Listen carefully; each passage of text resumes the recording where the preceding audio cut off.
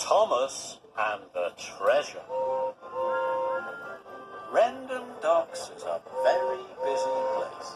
Engines bring goods trucks. Cranes unload cargo. And ships bring visitors. One day, Thomas had to collect a very important visitor, the Admiral. Thomas was to take the Admiral to open the new Maritime Museum. It was a museum all about the sea. Salty was excited. The Admiral is always looking for the lost pirate treasure of Sodor, he said. Pirate, scoffed James. Treasure, huffed Emily.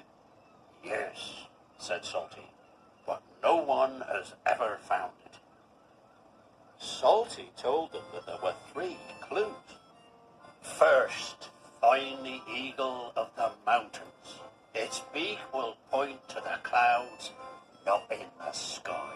Then, those clouds will lead to the skull and crossbones. And there, you'll find the treasure gases. Eagle? Clouds? Skull and crossbones? Tooted Thomas excitedly. I'm sure I could solve those clues. Emily and James thought it was all nonsense, and that made Thomas cross. Just then, the Admiral arrived. Thomas puffed off to collect him. The Admiral had to be at the museum in time for the grand opening. Thomas felt very proud to be taking him.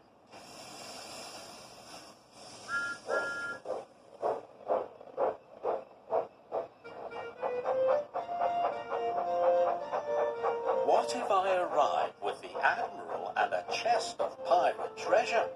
Thought Thomas. That would show James and Emily. So Thomas chuffed onto the track away from the museum and set off into the mountains to look for the first clue. How could an eagle point the way? Wondered Thomas. How could clouds not be in the sky? And Thomas knew he had never seen a skull and crossbones anywhere. Later, Emily puffed towards Thomas. There's no such thing as treasure, she laughed. But Thomas paid no attention. The eagle of the mountains had to be somewhere. Then he saw something wonderful. A mountain that looked like an eagle. Thomas was very excited. I found the first clue, he hooted happily. Now I'll find the next one. The eagle's head would point the way. Suddenly Thomas saw a track leading in the direction of the stone beak. Where are you going, Thomas? Wished James. To find the clouds that are not in the sky, whistled Thomas. How silly, snorted James. But Thomas didn't mind. He knew the clouds were here somewhere. And then he saw them. The clouds not in the sky were reflections of clouds in the lake. I've found the second clue, wished Thomas excitedly. One more and I'll find the treasure.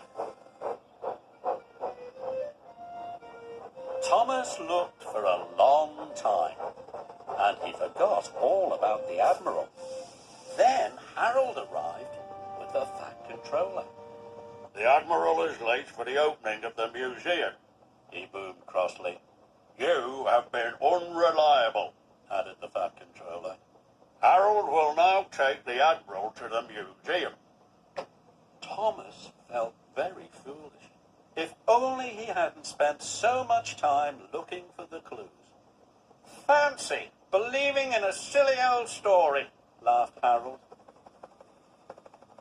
Everyone thinks I'm silly, puffed Thomas, but I still believe there's treasure. Thomas puffed sadly along the track away from the lake. Thomas had never been this way before, so he didn't know where it would lead. It led him into a tunnel. At last, Thomas came to the end of the line. He was surprised. There were all the other engines, and there was the Admiral. "I am very proud to declare the new Maritime Museum open," he announced. Everyone cheered and whistled. Then Thomas saw something even more exciting. "That's it," Thomas tooted. "The pirate treasure's right here." "Don't be silly," huffed Emily.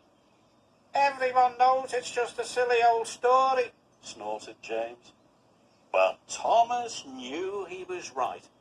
"I followed all the clues," he puffed proudly.